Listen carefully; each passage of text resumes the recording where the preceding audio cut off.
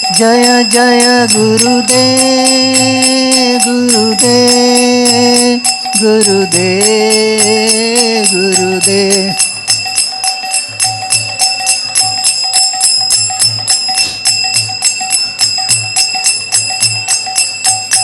निताय गौर हरि बोल हरि बोल हरि बोल हरि बोल।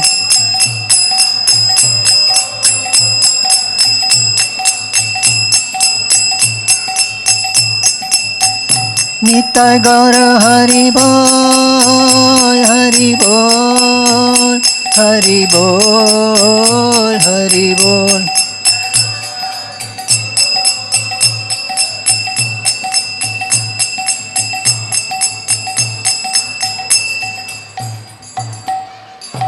गौर प्रेमानंदे हरि हरि बोल।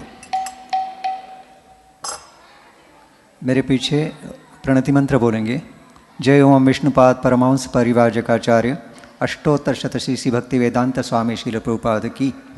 इस्कॉन फाउंडर आचार्य बीबीटी फाउंडर आचार्य भक्ति वेदांत स्वामी शील प्रभुपाद की। जय ओम विष्णुपाद परमहंस परिव्राजकाचार्य अष्टोत्तर शतशीसी भक्ति सिद्धांत सरस्वती ठाकुर शील प्रभुपाद की। अनंत कोटि वैष्णववृंद की। नामाचार्य श्री हरिदास ठाकुर की।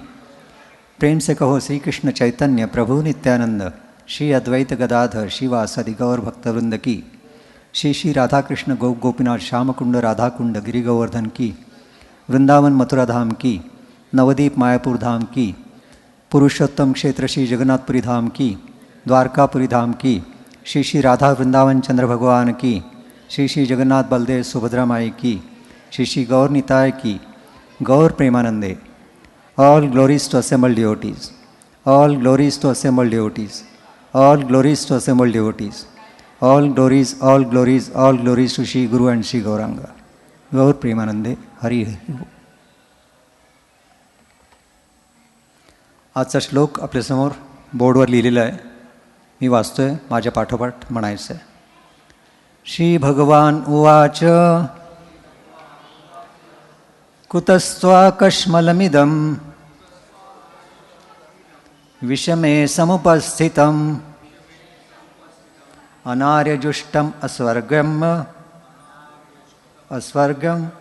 अकीर्तिं कर अर्जुन।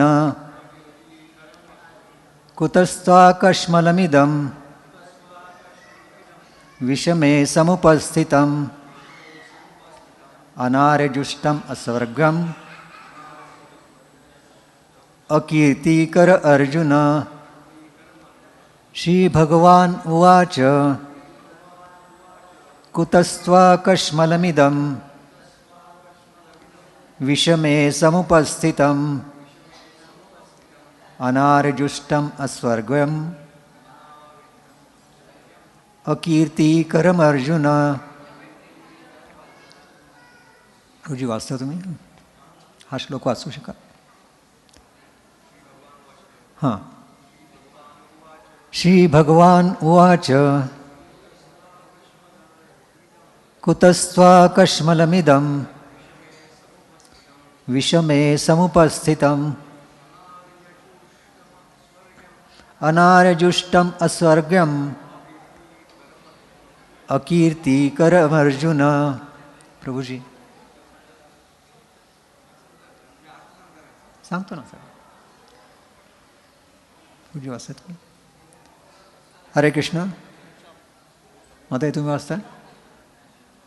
ओके, याचा आता आपण शब्दशः अर्थ बघूया, त्यानंतर अर्थ बघूया आणि त्यानंतर त्याच्यावरती जो तात्पर्य आहे ते बघू आणि थोडीशी चर्चा करू त्याच्यावरती।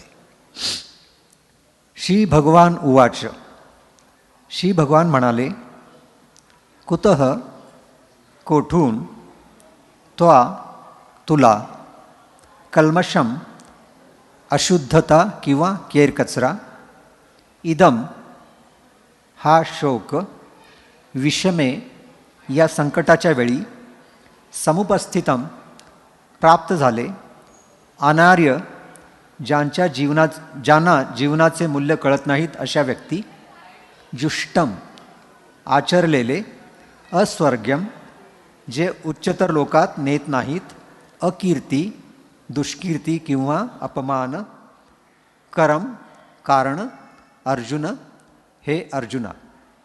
या श्लोकाचा जो अर्थ श्रील प्रभुपादांनी सांगितलेला आहे तो मी वाचून दाखवतोय.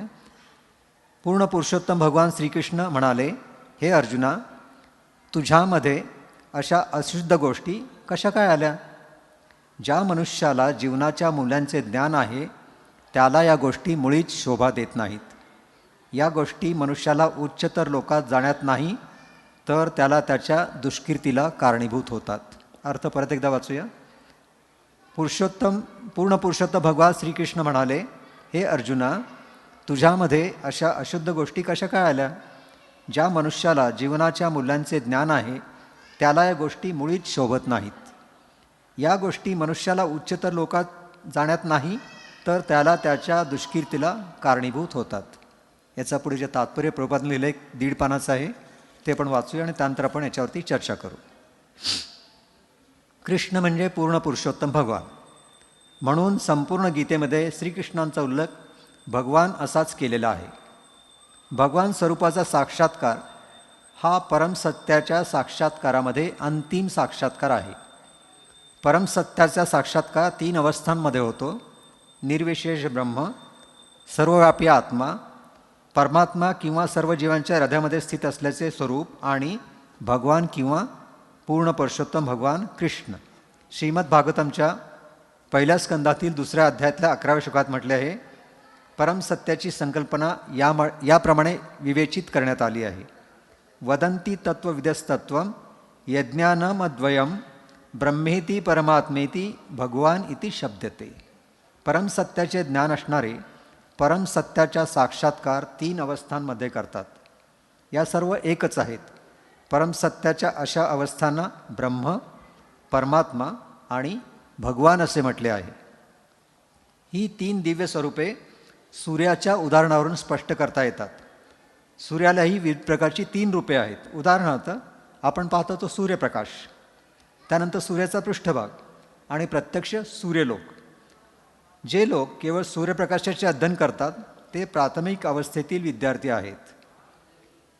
जो सूर्याच्या पृष्ठभागाला जाणतो तो थोडासा अधिक प्रगतावस्थेमध्ये आहे आणि जो सूर्यलोकामध्ये प्रवेश करतो तो सर्वश्रेष्ठ आहे किंवा प्रगतीच्या बाबतीत अग्रेसर आहे. सामान्य विद्यार्थी जे केवळ सूर्यप्रकाश, त्याचे विश्वव्यापत्व आणि निर्विशेष अशा दैदिप्यमान प्रकाशाचे स्वरूप जाणण्यात समाधान मानतात, त्यांची तुलना परमसत्याच्या केवळ ब्रह्मस्वरूपाचा साक्षात्कार करू शकतात त्यांच्याशी करता येईल. जो विद्यार्थी आणखी थोडा प्रगत आहे तो सूर्यगोलाचे स्वरूप जाणू शकतो आणि त्याची तुलना परमसत्याच्या परमात्मा स्वरूपाचा साक्षात्कार करण्याशी करता येईल. आणि जो सूर्यग्रहाच्या अंतःप्रदेशात प्रवेश करू शकतो त्याची तुलना परमसत्याच्या साकार स्वरूपाचा साक्षात्कार करणाऱ्याशी करता येते. म्हणून सर्व प्रकारचे विद्यार्थी जरी परमसत्याच्या या एकाच विषयात अध्ययन करत असले तरी भक्त किंवा ज्यांनी परमसत्याच्या भगवान स्वरूपाचा साक्षात्कार केला आहे ते सर्वश्रेष्ठ अध्यात्मवादी आहेत. सूर्यप्रकाश, सूर्यगोल आणि सूर्यग्रहातील आंतरिक व्यवहार एकमेकांपासून अलग करता येत नसले तरी 3 विविध अवस्थांचे अध्ययन करणारे विद्यार्थी एकाच प्रकारचे नसतात. भगवान या संस्कृत शब्दाचे स्पष्टीकरण व्यासदेवांचे पिता महान आचार्य पराशर मुनी यांनी केले आहे. संपूर्ण ऐश्वर्य, संपूर्ण बल, संपूर्ण यश, संपूर्ण सौंदर्य, संपूर्ण ज्ञान आणि संपूर्ण वैराग्य यांनी युक्त अशा सर्वश्रेष्ठ व्यक्तिमत्वास भगवान असे म्हटले जाते. असे अनेक लोक आपण पाहतो की जे श्रीमंत आहेत, अत्यंत बलवान आहेत, अत्यंत सुंदर आहेत, अत्यंत प्रसिद्ध आहेत, अत्यंत ज्ञानी आणि अत्यंत अनासक्त विरागी आहेत, पण कोणीही ठामपणे सांगू शकत नाही की त्यांच्याकडे संपूर्ण ऐश्वर्य, संपूर्ण बल इत्यादी 6 गुण पूर्ण रूपामध्ये या पूर्णपणे आहेत. केवळ भगवान श्रीकृष्णच तसे ठामपणे सांगू शकतात कारण ते पूर्ण पुरुषोत्तम भगवान आहेत. ब्रह्मदेव, भगवान शिव, नारायण किंवा कोणत्याही जीवाकडे श्रीकृष्णा इतके संपूर्ण ऐश्वर्य नाही. म्हणून स्वतः ब्रह्मदेवानी सुद्धा ब्रह्मसंहितेत स्पष्टपणे सांगितले आहे की श्रीकृष्ण हेच पूर्ण पुरुषोत्तम श्री भगवान आहेत. त्यांच्या बरोबरीचा किंवा त्यांच्यापेक्षा श्रेष्ठ असा कोणीही नाही. तेच आदिपुरुष किंवा भगवान आहेत व गोविंद या नावाने जाणले जातात आणि तेच सर्व कारणांचे परमकारण या सर्व कारणांचे सृष्टा आहेत. ईश्वर परमकृष्ण सच्चिदानंद विग्रह अनादिरादिर गोविंद सर्व कारणकारम. भगवंतांच्या गुणांनी संपन्न अशा अनेक व्यक्ती आहेत, परंतु श्रीकृष्ण हे सर्वश्रेष्ठ आहेत, कारण कोणीही त्यांची बरोबरी करू शकत नाही. ते परमपुरुष आहेत आणि त्यांचे शरीर शाश्वत, पूर्णपणे ज्ञानमय आणि पूर्णपणे आनंदमयी आहे, ज्याला आपण सच्चिदानंद म्हणतो. तेच आदिपुरुष श्री गोविंद असून सर्व कारणांचे मूळ कारण आहे. हा ब्रह्मसंहितेमधला 5.1 श्लोक आहे. श्रीमद भागवतमध्ये सुद्धा पूर्ण पुरुषोत्तम भगवान यांच्या अनेक अवतारांची यादी आहे, पण श्रीकृष्णांचे आदिपुरुष श्री भगवान असेच वर्णन करण्यात आले आहे. त्यांच्यापासून अनेकानेक अवतारांचा विस्तार होतो. एते चांशकला पुंसः कृष्णस्तु भगवान स्वयं इंद्रारी व्याकुलम लोकम मृडयंती युगे युगे. या ठिकाणी भगवंतांच्या ज्या अवतारांची यादी देण्यात आली आहे ती म्हणजे भगवंतांची विस्तारित रूपे आहेत किंवा त्यांच्या विस्तारित रूपांची अंशरूपे आहेत. पण श्रीकृष्ण हे स्वतः पूर्ण पुरुषोत्तम भगवान आहेत. हा श्लोक भागवतमधल्या पहिल्या स्कंदाच्या 3ऱ्या अध्यायातला 28 नंबरचा श्लोक आहे. म्हणून परमसत्याचे आणि निर्विशेष ब्रह्माचे उगमस्थान असणारे श्रीकृष्ण हेच पूर्ण पुरुषोत्तम भगवान आहेत आणि ते परमसत्य आहेत. पूर्ण पुरुषोत्तम भगवंतांच्या उपस्थितीत अर्जुनाच्या आपल्या नातलगांमधला श्लोक हा निश्चितच अशोभनीय आहे आणि म्हणून श्रीकृष्ण कुतः म्हणजेच कोठून आला या शब्दात आपले आश्चर्य व्यक्त करतात. आर्य म्हणून जाणल्या जाणाऱ्या सुशिक्षित समाजातील व्यक्तींकडून अशा प्रकारचे दौर्बल्य कधीच अपेक्षित नव्हते. आध्यात्मिक ज्ञानावर आणि जीवनमूल्यावर आधारित असणाऱ्या समाजातील व्यक्तींनाच आर्य हा शब्द लागू पडतो, बाकीच्यांना अनार्य म्हटले जाते. जीवनाबद्दलच्या भौतिक संकल्पनेने पछाडलेल्या लोकांना जीवनाचे ध्येय परमसत्य श्री विष्णू किंवा श्री भगवान यांची प्राप्ती आहे याचे ज्ञान नसते. ते भौतिक जगताच्या बाह्यात्कारी रूपाद्वारे आकर्षिले गेल्यामुळे त्यांना मुक्ती म्हणजे काय याचे ज्ञान नसते. ज्या लोकांना भौतिक बंधनातून मुक्त कसे व्हावे याचे ज्ञान नसते त्यांना अनार्य म्हटले जाते. अर्जुन जरी क्षत्रिय असला तरी त्याने युद्ध करण्याचे नाकारल्यामुळे क्षत्रियांना नेमून दिलेल्या कर्तव्यापासून तो पदच्युत होत होता. अशा प्रकारची भ्याडवृत्ती ही फक्त अनार्यांना शोभणारी असते. अशा रीतीने कर्तव्यभ्रष्ट होणे किंवा कर्तव्यच्युत होणे एखाद्याला सामाजिक अध्यात्मीमध्ये प्रगती करण्यास सहाय्यकार तर होत नाहीच, परंतु या जगतामध्ये कीर्तिमान होण्याची संधीसुद्धा त्याला लाभत नाही. अर्जुनाची आपल्या नातलगावदांची तथाकथित करुणा भगवान श्रीकृष्ण मान्य करत नाहीत. या श्लोकाच्या पूर्वी आपण थोडंसं मागं जर गेलो, हा 2ऱ्या अध्यायातला 2रा श्लोक आहे. याच्यापूर्वी पहिला अध्याय जो आहे, पहिल्या अध्यायाला अर्जुन विषाद योग म्हणतात. अर्जुनानं भगवान श्रीकृष्णानं आपला रथ सेनेच्या मधोमध उभा करायला सांगितलं आणि संपूर्ण सेना पाहिली. त्यात आपले काके मामे आत्ते भाचे मामे मेवणे जे कोणी असतील ते सगळे पाहिले आणि त्याच्यामध्ये त्याच्या मनात करुणा निर्माण झाली आणि त्याला हे पटेना की आपण यांचा वध करून काय प्राप्त करणार आहोत. तर अशा प्रकारचे एक दोलायमान अवस्थेत तो भगवान श्रीकृष्णांपुढे उभा राहिला आणि पहिल्या अध्यायाचा शेवटचा श्लोक असा आहे की त्यानं आपलं गांडी धनुष्य खाली टाकलं, तो रथामधून खाली उतरला आणि गलित गात्र होऊन मटकन खाली बसला. आत्तापर्यंत पहिल्या अध्यायात भगवान श्रीकृष्णाने एकही शब्द उच्चारलेला नाही. 2ऱ्या अध्यायातला पहिला शब्दसुद्धा संजय उवाच आहे आणि त्यात तर पहिल्यांदा भगवद्गीतेमध्ये श्री भगवान उवाच असा उल्लेख येतो. हा 2.2 श्लोक जाता आपल्यासमोर आहे. भगवंतांनी जो अर्जुनाला उपदेश केला त्याच्या आधी भगवंत म्हणजे काय आहेत हे थोडंसं समजून घेणं खरोखरीच उद्बोधक ठरेल. मगाशी आपण उल्लेख केला की भगवंतांच्यामध्ये षडैश्वर्य आहेत, 6 प्रकारची ऐश्वर्य आहेत. तर त्याच्यापैकी एकेकाची आपण चर्चा करू शकतो. भगवान श्रीकृष्ण हे विश्वातील नव्हे, अवघ्या सृष्टीतील तिन्ही लोक आणि त्याच्या पलीकडे जे काही असेल त्या सगळ्या सृष्टीतील सर्वात धनवान व्यक्ती आहेत. त्यांचं जे गोलोक आहे त्या गोलोकातल्या जे त्यांचे महाल आहेत त्या महालांची बांधणी कशाने केली आहे, ते चिंतामणीने केली आहे. दगड विटा किंवा सिमेंट यांचा वापर त्याच्यात केलेला नाही आहे. चिंतामणी आपल्याला ऐकून माहिती आहे की हा जो तुम्ही जी इच्छित कराल त्याची प्राप्ती करणारी, किंवा प्रभुपादांनी याचा सांगितलं की पारसमणीसुद्धा ज्या गोष्टीला या पारसमणीचा किंवा चिंतामणीचा स्पर्श होतो त्या व्यक्तीचं किंवा त्या वस्तूचं सोन्यामध्ये रूपांतर होतं. म्हणजे पारसमणी किंवा चिंतामणी असा ज्यांच्या घराच्या प्रत्येक चिऱ्याच्या जागी चिंतामणी बसलेला आहे, असे हे भगवान श्रीकृष्ण किती धनवान असतील याची कल्पना करू शकतो आपण. याच्यानंतर भगवंतांच्या धामातील प्रत्येक बागेत कल्पवृक्ष आहे. कल्पवृक्ष पण आपल्याला माहिती आहे, आपण जे वांछित करतो ते आपल्याला प्राप्त होतं. त्या झाडाच्या सावलीत जो बसला असेल त्याचे मनोवांछित जे काही असेल ते पूर्ण होतं. असे कल्पवृक्ष भगवान श्रीकृष्णाच्या साम्राज्यात जागोजागी आहेत, ठाई ठाई आहेत. हजारो लाखो कल्पवृक्ष त्यांच्याकडे आहेत. म्हणजे त्यांचं जे साधन संपत्ती आहे त्याची आपण गणती करू शकत नाही आहे. त्यानंतर भगवान श्रीकृष्णांच्याकडे लाखो सुरभी गायी आहेत.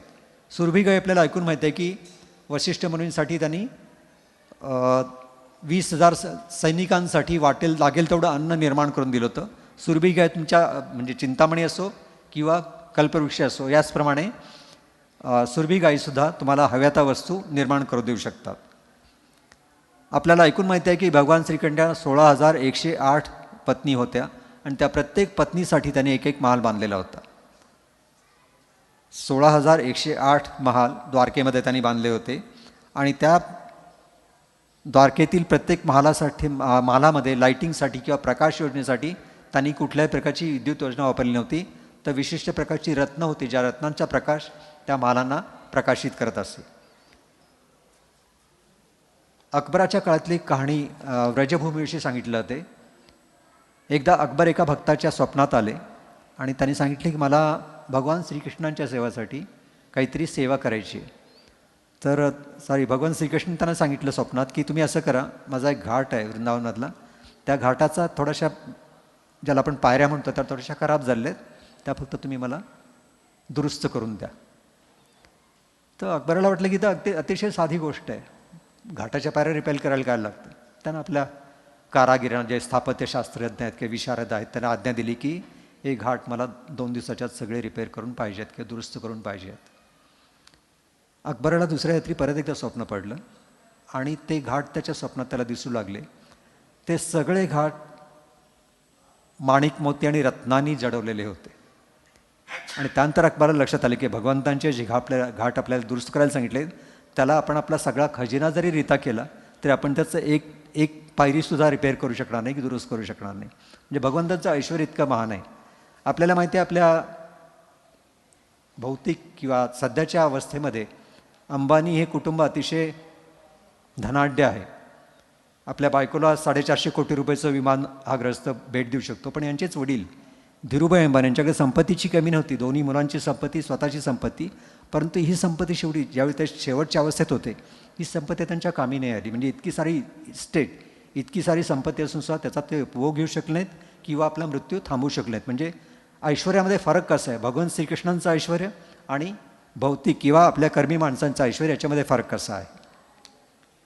याचा पुढचा त्यांचा गुण आहे, आपण सुरुवातीला पाहिलं त्यांचं जे धनवान आहेत किंवा ऐश्वर्यवान आहेत. याच्यानंतरचं आहे ते सामर्थ्यवान आहेत. सामर्थ्य नुसतं मानसिक असत नाही किंवा शारीरिक असत नाही, दोन्हीचं कॉम्बिनेशन जे असतं त्याला आपण एखाद्या व्यक्तीचं सामर्थ्य म्हणतो. तर केवळ 6 दिवसाची असताना आपल्याला ऐकून माहिती आहे की पूतना राक्षसीन कंसाने पाठवली होती या बालकृष्णाचा वध करण्यासाठी. पण या बालकृष्णाने वय किती, 6 दिवस वय यांनी, आणि ती आपल्या स्तनाला विष लावून येते. जो कोणी ते विष प्राशन करेल त्या बाळाचा, त्या मुलाचा मृत्यू होणार होता. तर भगवान श्रीकृष्णाने ते स्तन चोखायला सुरुवात केली आणि तिच्या स्तनातून दूधच नव्हे तर तिचं संपूर्ण आयुष्य त्यांनी शोषून घेतलं. आणि इतका असून शेवटी त्यांचं मन एवढं मोठं आहे, जी स्त्री त्यांना मारण्यासाठी आली होती पण तिनं त्यांना स्तनपान करवलं म्हणून तिला त्यानं आईचं स्थान दिलं आणि तिचा उद्धार झाला. ती नरकात नाही गेली पूतना राक्षसीन, कारण तिनं भगवान श्रीकृष्णांना कुठल्याही काही हेतून असेल पण दूध पाजलेलं आहे. जी दूध पाजते ती माता धरित्री, म्हणून तिला धरित्रीचं स्वरूप देऊन त्यांचा कायमचा उद्धार केला. म्हणजे जी शत्रुत्व घेऊन आली ती, जी त्यांना मारण्यासाठी आली ती, त्यांना सुद्धा त्यांनी मातेचं स्वरूप देऊन त्यांचा कायमचा गौरव केला. याच्यानंतरची दुसरी कथा आहे गोवर्धनची. आपल्याला ऐकून माहिती आहे की भगवान श्रीकृष्णांनी लहान वयात गोवर्धन पर्वत उचलला होता. त्यावेळी त्यांचं वय केवळ 6 ते 7 वर्ष होतं आणि आपल्या डाव्या हाताच्या करंगळीवर त्यांनी हा गोवर्धन पर्वत 7 दिवस आणि 7 रात्री तोलून धरलेला होता. आणि तरीही त्यांच्या चेहऱ्यावर कुठल्याही प्रकारचं श्रमाचं, कष्टाचं किंवा त्यांना काहीतरी खूप वेदना होत असल्याचं कुठलंही चिन्ह नव्हतं. आत्ता दर्शन 12ला बंद होतं आहे, त्यानंतर दुपारा 12:30ला दर्शन उघडेल आणि 12:30ला आरती होणार आहे. आपण भौतिक जगतात कित्येक बलवान लोक पाहतो. उदाहरण सांगायचं तर मी कॅशियस क्ले म्हणून एक होता, मोहम्मद अली, आणि तो मुष्टियोद्धामध्ये जगज्जेता होता. तो स्वतःला समजायचा I am the greatest, I am undefeatable. त्यानं आपलं जे जागतिक विजेतेपद आहे तीनदा हरला आणि 3दा त्यानं ते परत जिंकून घेतलं होतं. पण असा जो जगज्जेता मुष्टियोद्धा होता त्याची शेवटची अवस्था ही होती की तो आपल्या हाताने एक चहाचा कपसुद्धा उचलू शकत नव्हता. त्याला पार्किन्सन डिसीज झाला होता. पण एकेकाचा जगातला सर्वात बलाढ्य माणूस जो स्वतःला I am the greatest, I am undefeatable म्हणायचा, त्याच माणसाला शेवटच्या काही दिवसात आपल्या हाताने चहाचा किंवा कॉफीचा कपसुद्धा उचलता येत नव्हता. तर बलवान असण्यामध्ये फरक आहे. तोही बलवान होता आणि भगवान श्रीकृष्ण पण बलवान आहेत. आणि भगवान श्रीकृष्णांचा कुठलाही फोटो पहा, त्यांचा लहानपणाचा पहा, किशोरावस्थेतला पहा किंवा तरुणावस्थेतला पहा, किंवा कुरुक्षेत्राचे युद्ध चिळले ते जवळजवळ 125 वर्षाचे होते. त्या अवस्थेत स्वतः चिरतरुण दिसतात. त्यांच्यामध्ये वार्धक्याचा कुठलाही लवरेश दिसत नाही. म्हणजे सामर्थ्य किंवा सौंदर्य याच्यामध्ये ते कुणाची बरोबरी त्यांच्याशी होऊ शकत नाही. आणि ते स्वतः इतके बलवान आहेत तर त्यांच्यावरती कालसुद्धा मात करू शकत नाहीत. म्हणतात मी कालाचा पण काल आहे, काल सगळ्यांना हरण करू शकतो, सगळ्यांचा नाश करू शकतो. पण भगवान श्रीकृष्ण जे आहेत ते कालाचे काल आहेत, ते कालालाही नामोहरम करू शकतात.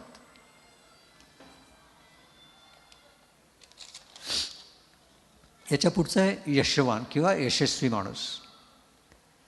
भगवान श्रीकृष्णांचं गाण, पण भागवतम विषय ऐकलेलं आहे. भगवान श्रीकृष्णांचं गाण आहे, त्याच्यामध्ये 18,000 श्लोक आहेत. त्याच्यामध्ये केवळ भगवान श्रीकृष्ण आणि भगवान श्रीकृष्णांचे अनुयायी यांच्या लीलांचं रसभरीत वर्णन केलेलं आहे.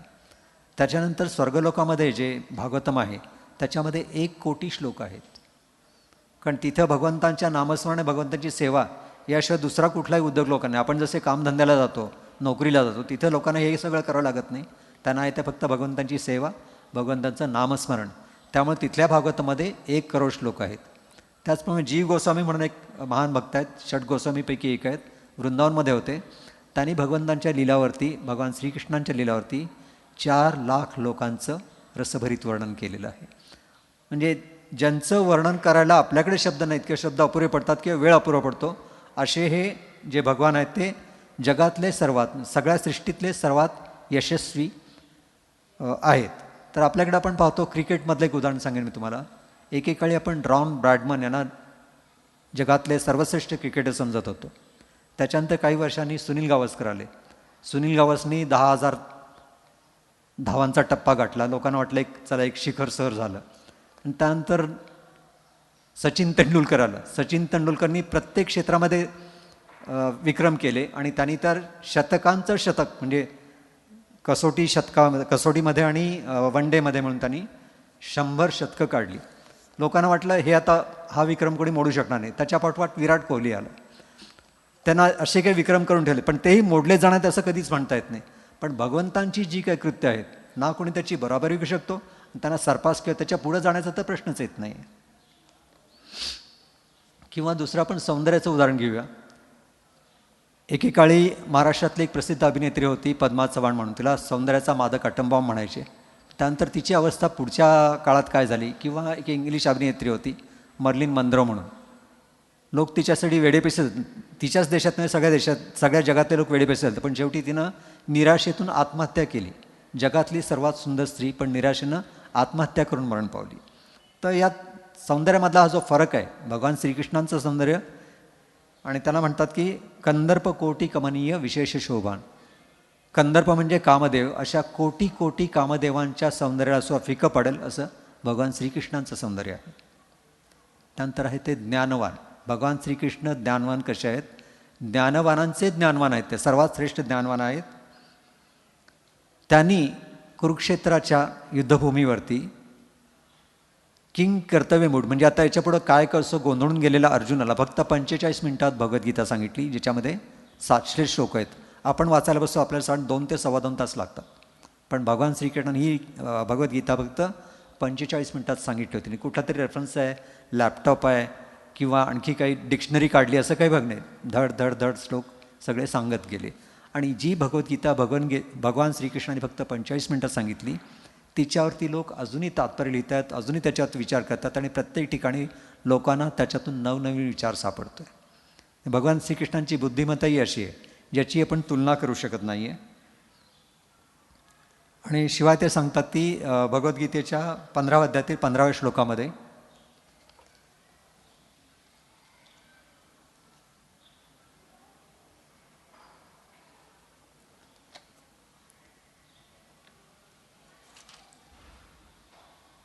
सर्वस्व चाहम हृदिसन्निविष्टो मत्त स्मृती ज्ञानमपोहनम च वेदैश सर्वे रहमेव वेद्यो वेदांतकृत वेद विदेव चाहम. प्रत्येकाच्या हृदयात मी स्थित आहे आणि माझ्यापासूनच स्मृती, ज्ञान आणि विस्मृती या तिन्ही गोष्टी होत असतात. सर्व वेदाद्वारे जाणण्यायोग्य मीच आहे. निस्संदेह मी सर्व वेदांताचा संकलक आहे आणि वेदांताचा ज्ञाताही मीच आहे. म्हणजे जगात जे काही ज्ञान आहे त्या सर्व ज्ञानाचं उगमस्थान भगवान श्रीकृष्ण स्वतः आहेत. त्यानंतरचं शेवटचं आहे वैराग्य. सुरुवातीला पण पाहिले की भगवान श्रीकृष्णांचं वैभव किती होतं, त्यांची संपत्ती किती होती, पण एका क्षणी त्यांना सगळं सोडून जावं असं वाटलं. सगळं मागं सोडून ते निघून गेले, अंतर्धान झाले. आपल्याला माहीत आहे जरासंघाने भगवान श्रीकृष्णांचं युद्ध झालं होतं.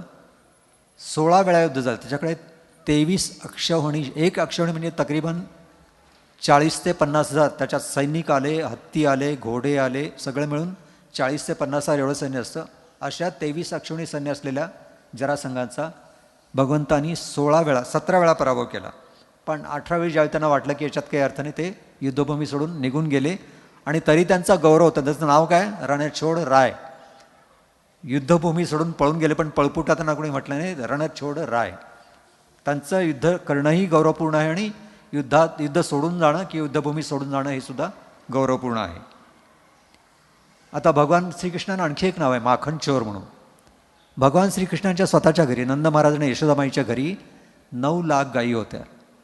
आणि त्यातल्या काही गायी खास गायी होत्या ज्या गायींचं दूध स्वतः यशोदामाई काढायची आणि त्याच्यापासून विशेष लोणी आपल्या बालकृष्णासाठी बनवायची. तरी पण भगवान श्रीकृष्णांना शेजाऱ्यांच्या घरी जाऊन दही, दूध, लोणी चोरण्याची सवय होती किंवा खोड होती म्हणा.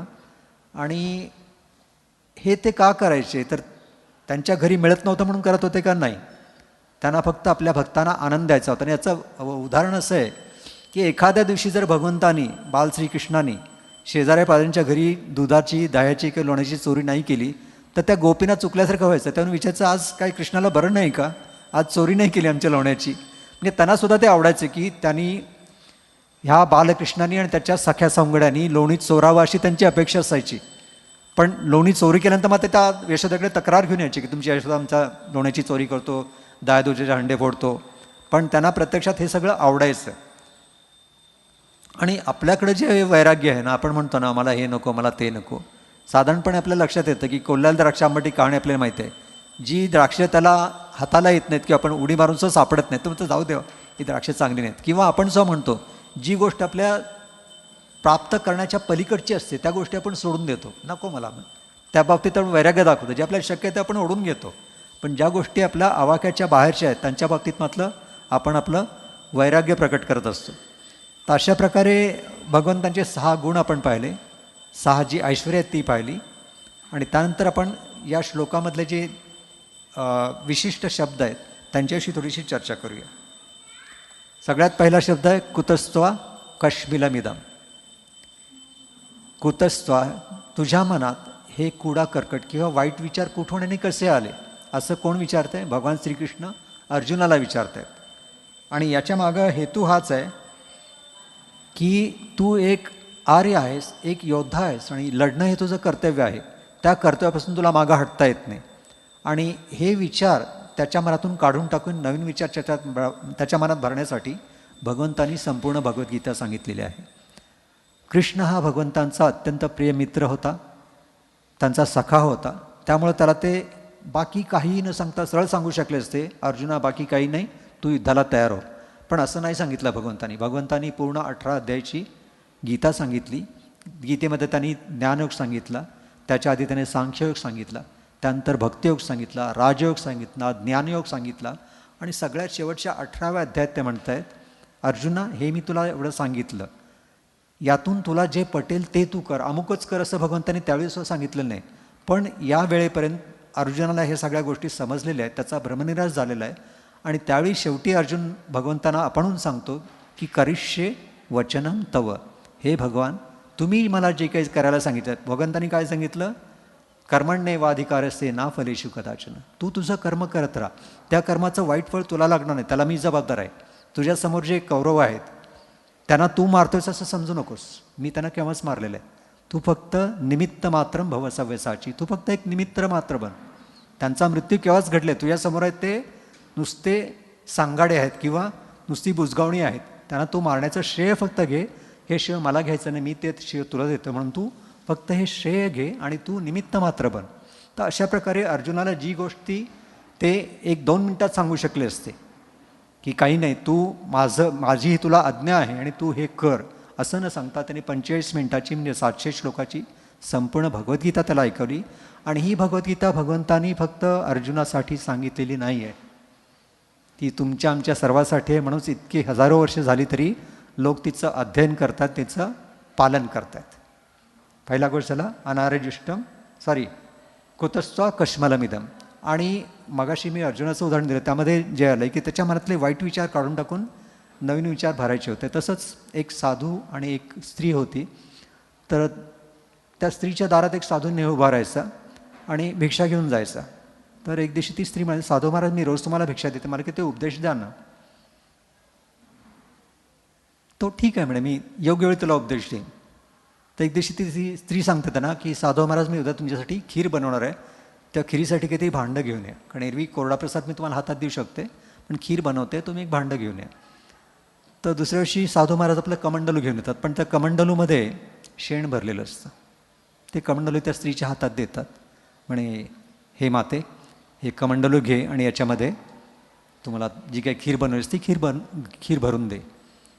ती स्त्री म्हणते साधू महाराज तुम्ही त्याच्यात शेण भरलेलं आहे, मी याच्यात खीर कशी, मग काय करशील? तर म्हणे मी शेण फेकून देते, साफ करते आणि त्याच्यात भरते. झालं, साधू महाराजांनी खीर घेतली नाही म्हणे. तर ती म्हणाली साधू महाराज आज तरी उपदेश द्या. अरे म्हटलं समज पाहिलं तो उपदेश नाही आहे का? त्या भांड्यामध्ये शेण भरलेलं होतं, ते शेण काढून फेकून दिलंस तू आणि त्याच्यामध्ये खीर भरलीस, म्हणजे त्यातलं जे कुडा करकट होतं ते काढून फेकून दिलंस आणि त्याच्यामध्ये खीर भरून दिलीस. माझा उपदेश हाच आहे म्हणे, तुझ्या मनात जे काही कुडा करकट साचला असेल, जे काही संचित असेल, पूर्वसंचित असेल, ज्या काही वाईट गोष्टी असतील त्या काढून टाक, तर मग चांगल्या गोष्टी तुझ्या मनात येतील. दुसरं उदाहरण असंच आहे की एखाद्या घरामध्ये आग लागली असेल आणि त्या घरात धूर खूप भरला असेल, तर आपण काय करतो? आधी घराचे दारं खिडक्या सगळे सताळ उघडतो आणि पंखा चालू करतो. कारण का? तर त्या घरातला जो धूर साचला आहे तो बाहेर जावा, त्यानंतर ताजी हवा आत येऊ शकेल. ता झाला पहिला शब्द तुमचा कुतस्त्वा कश्मलमिदम विषये समुपस्थितम. अशा विचित्र वेळेला तुझ्या मनात हा विचार आलेला आहे. वेळ कुठली आहे? आपण इथं युद्धासाठी आलेलो आहोत. या कुरुक्षेत्राच्या भूमीवर कौरवांशी लढण्यासाठी जे तुमच्यासमोर युद्धभूमीवर उभे ठाकले आहेत त्यांच्याशी लढण्यासाठी आले आहेत. आणि अशावेळी तुझ्या मनात असे विचार आहेत, ही सगळ्यात विचित्र गोष्ट आहे. मला याचं नवल वाटतं खरंच. म्हणजे अशा युद्धाच्या वेळी तुझ्या मनात युद्धाचे विचार पाहिजेत, पण तुझ्या मनात विचार काय आहेत? माझा काका मरेल, माझा मामा मरेल, ही विधवा होईल, ती विधवा होईल, या लोकांचं झालं. हा विचार तू करू नको म्हणे. त्यांचं जे काय विधिलिखित आहे मी ऑलरेडी लिहिलेलं आहे. त्यांचं जे काय व्हायचं असेल ते होणार, फक्त तुझ्या हातून होणार आहे, तू निमित्त मात्र आहेस. तो कुतस्त्वा कश्मलमिदम विषये समुपस्थितम. असा श्लोक युधिष्ठिर महाराजांनी सुद्धा केला होता, पण तो कधी केला त्यांनी? कुरुक्षेत्राचं युद्ध संपल्यानंतर, युद्ध करण्यापूर्वी नाही. त्यांना शोक का वाटला की मी इतक्या सगळ्या नातेवाईकांना मारून आज राज्यसिंहासनावर बसतोय. पण श्रीकृष्णाने त्यांची समजूत घातली की तो त्यांच्या नशिबात तेच लिहिलेलं होतं. कारण मी शिष्टाईसाठी किती प्रयत्न केले, दुर्योधनाला समक्षान भेटलो, पण युद्ध करण्याचा त्यांचा निर्णय अटळ होता आणि मी युद्ध टाळण्याचा जो प्रयत्न केला तो त्यांनी आणून पाडला. म्हणून आणि त्यानंतर आणखी अशीच एक गोष्ट आहे की ज्यावेळी राम रावण युद्ध झालं त्यावेळी रावणाच्या एका शक्तीने लक्ष्मण बेशुद्ध होऊन पडला, पण राम त्यावेळी शोक करत बसला नाही. त्यांनी आधी रावणाचा पराभव करून त्याला पेटाळून लावलं आणि त्यानंतर लक्ष्मणासाठी जी काही वनौषधी मागवायची ती हनुमंताला पाठवून मागून घेतली, त्याच्यावर उपचार केले. पण कुठल्याही वेळी शोक करायचा, कधी करायचा आणि कधी नाही करायचं याचं तारतम्य असलं पाहिजे. ती गोष्ट भगवंतांनी त्यांना समजावून सांगितलेली आहे. अनार्यजुष्टम, मग असे पण आर्य आणि अनार्य यांच्यामधला भेद पाहिला. तर हे आर्यांना न शोभणारी गोष्ट आहे कुठली? युद्धभूमीवरती उभं राहून शोक करायचा, किंवा आर्याचे जे कर्तव्य आहे की शत्रूला सामोरं जाणं, शत्रूवरती चढाई करणं, शत्रूवरती प्रहार करणं हे क्षत्रियाचं कर्तव्य आहे. तो सोडून जर तू एखादं कार्य करत असेल तर ते अनार्यजुष्टम आहे, अनार्याचं कार्य आहे, म्हणजे भित्रेपणाचं किंवा भ्याडपणाचं काम आहे. आणि अर्जुना, तू एक असा योद्धा आहेस की आत्तापर्यंत कुठल्याही युद्धामध्ये माघार घेतलेली नाही आहेस. हे पहिलं युद्ध असेल की ज्यावेळी तुझ्या मनात हा युद्धातून माघार घेण्याचा विचार आला आहे, तर हा विचार तू सोडून दे. आणि त्याच्यापेक्षा महत्त्वाची गोष्ट, तू ज्यांच्यासाठी शोक करतेत ना, ते शोकाला ते अपात्र नाही आहेत. कुणासाठी शोक करायचा? ज्यांच्या डोक्यात काहीतरी बुद्धिमत्ता आहे की तारतम्य आहे, हे चांगलं की हे वाईटाचे तारतम्य, त्यांच्यासाठी शोक करतो.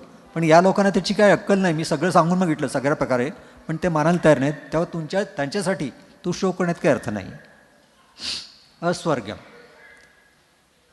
अर्जुनाला शेवटचे 2 शब्द सांगतायत भगवान श्रीकृष्ण की तू हे जे काही करतो आहेस त्याच्यामुळे तुला स्वर्गाचा रस्ता नक्कीच मिळणार नाही. स्वर्गामध्ये मनुष्य कधी जातो? ज्यावेळी तो सत्कार्य करतो त्यावेळी. आणि जर एखाद्या मनुष्याच्या मनात काही भौतिक कामना नसतील तर तो स्वर्गामध्ये नेता त्याच्या पलीकडे म्हणजे भगवंतांच्या धामामध्ये प्रवेश करू शकतो. तर अर्जुना, तू आत्ता युद्धभूमीवरती उभा आहेस, तुला युद्ध करायचं आहे. आणि तुझं आजचं कर्तव्य काय? समोरच्या शत्रूला मारणं. तो कोण आहे तुला करतो आहे, मी ठरवतो. तू कुणाला मारायचं, कुणाला नाही मारायचं, कुणाचा वध कधी होणार आहे, कुणाचा. आज 18 दिवसाचं युद्ध आहे. 18त कोण कोण कधी कधी म्हणायचं सगळा मी आलेख लिहून ठेवलेला आहे. फक्त तुला त्या दिवशी किंवा तुझ्या सगळ्या युद्धांना त्या दिवशी त्या लोकांचं वध करायचं आहे. पण बाकीच्या चिंता तू करू नकोस की यांचं काय होईल, यांच्या घरच्या लोकांचं काय होईल, ती चिंता तू माझ्यावरती सोड. अस्वर्ग. आणि सगळ्यात शेवटी एक शब्द येतो अकीर्तिम कर अर्जुन.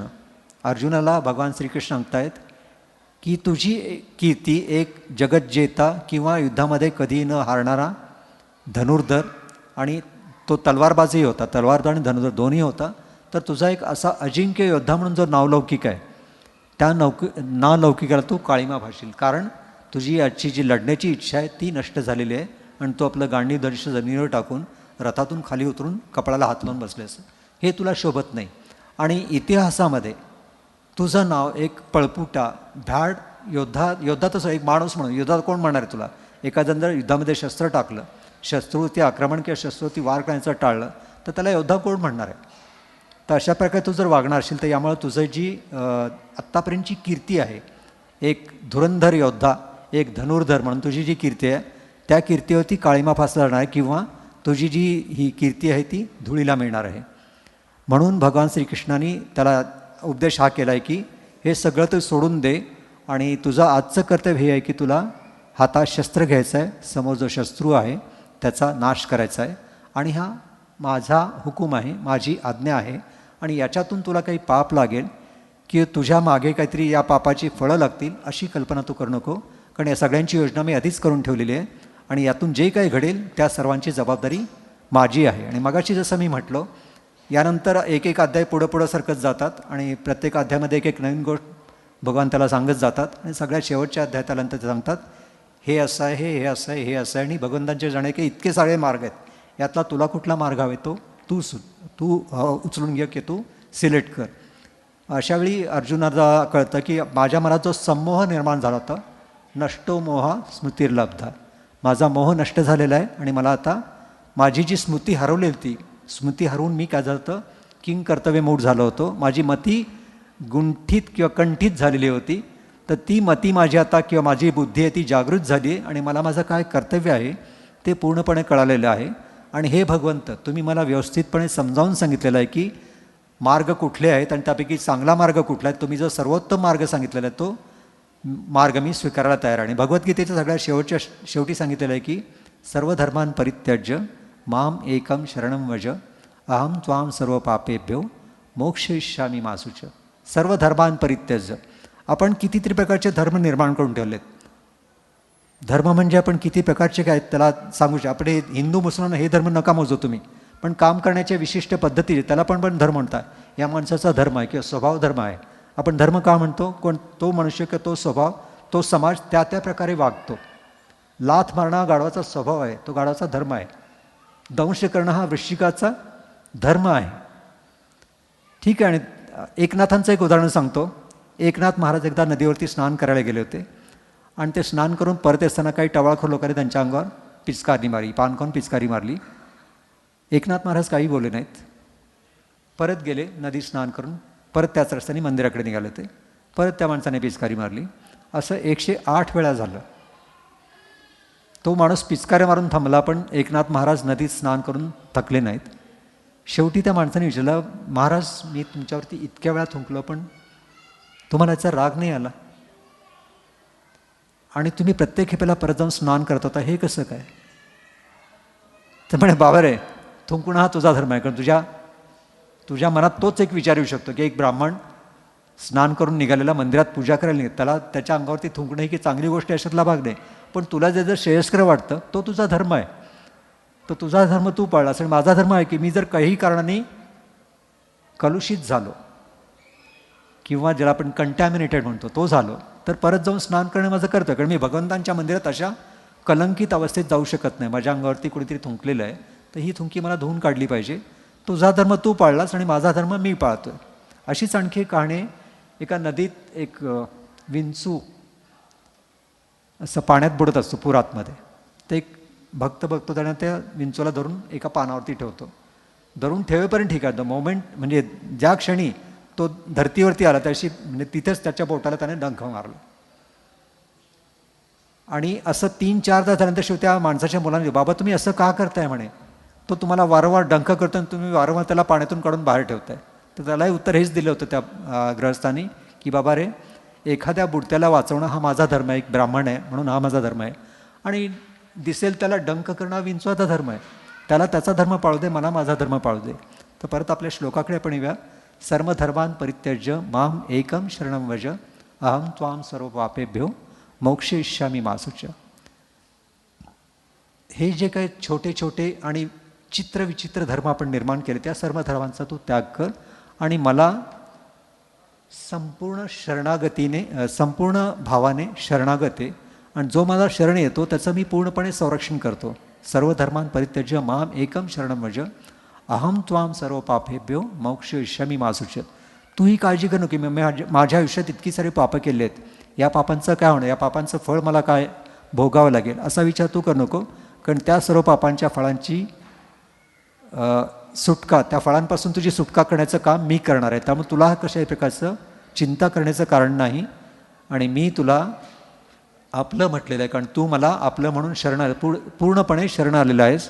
बाकी सगळे धर्म तू सोडून, माझा आत्ताचा तुझा धर्म एकच आहे की भगवंतांना शरण जाणे आणि भगवंतांचे चरणकमळ प्राप्त करणे. तू जर या भावने माझ्याकडे येत असतील तर मी तुला पूर्ण शरणागती देतो.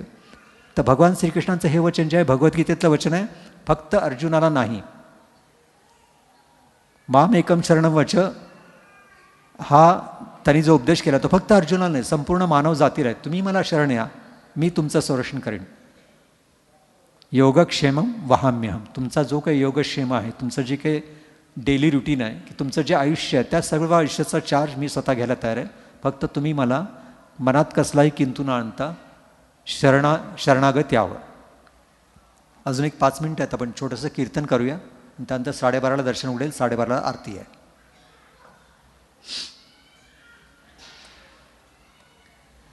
नमो विष्णुपदाय कृष्णप्रेष्ठाय भूतले श्रीमते भक्तिवेदांत स्वामिन् इति नामिने. म्हणा सगळे.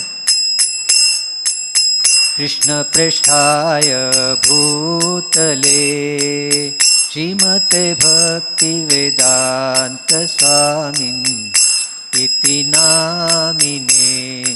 नमस्ते सरस्वती देवे गौरवाणी प्रचारिणे निर्विशेष शून्यवादी पाश्चात देशतारिणे. नमस्ते सरस्वती देवे गौरवाणी प्रचारिणे निर्विशेष शून्यवादी पाश्चात्य देशतारिणे जय श्री कृष्ण चैतन्य प्रभु नित्यानंद श्री अद्वैत गदाधर श्रीवासादि गौर भक्तवृंद जय श्री कृष्ण चैतन्य प्रभु नित्यानंद श्री अद्वैत गदाधर श्रीवासादि गौर भक्तवृंद हरे कृष्णा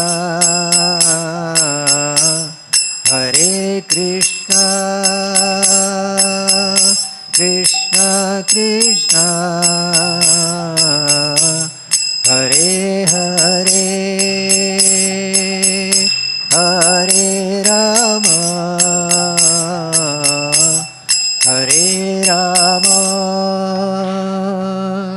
राम राम हरे हरे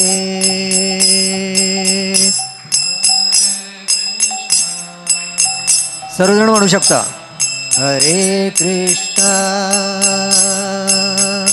कृष्णा कृष्णा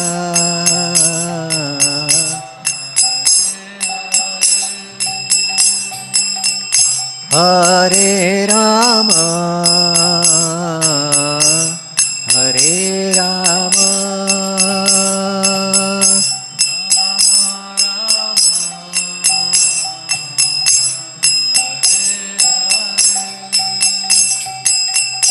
हरे कृष्णा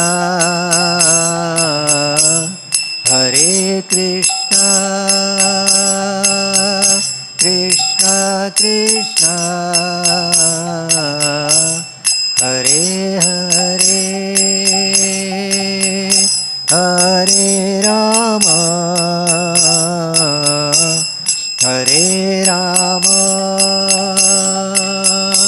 राम राम हरे हरे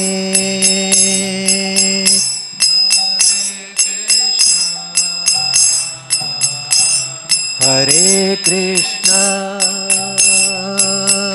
कृष्णा कृष्णा हरे हरे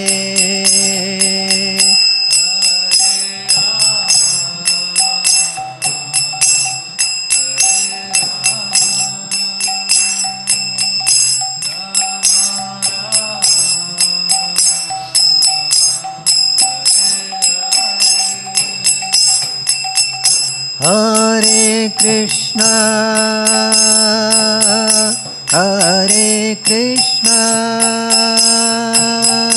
कृष्णा कृष्णा हरे हरे हरे राम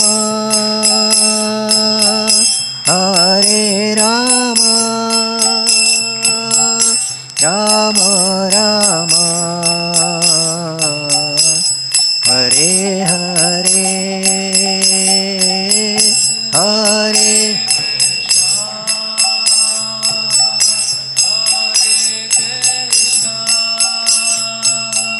कृष्णा कृष्णा हरे हरे हरे राम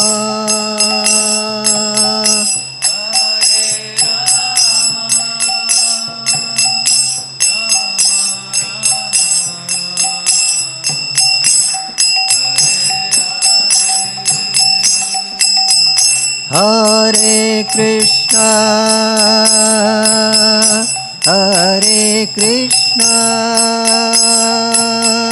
कृष्णा कृष्णा हरे हरे हरे राम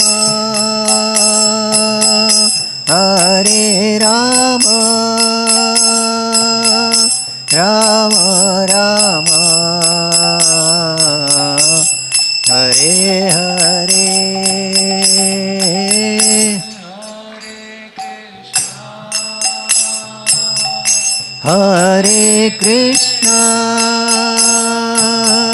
कृष्णा कृष्णा हरे हरे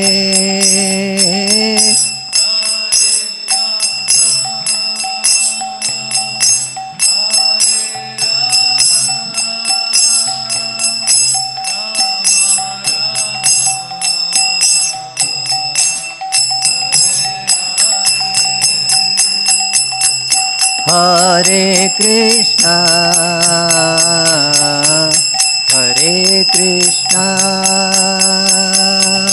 कृष्णा कृष्णा हरे हरे हरे राम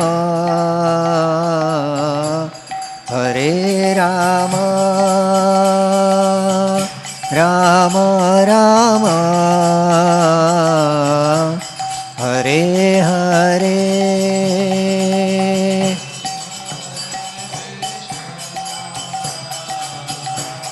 हरे कृष्णा कृष्णा कृष्णा हरे हरे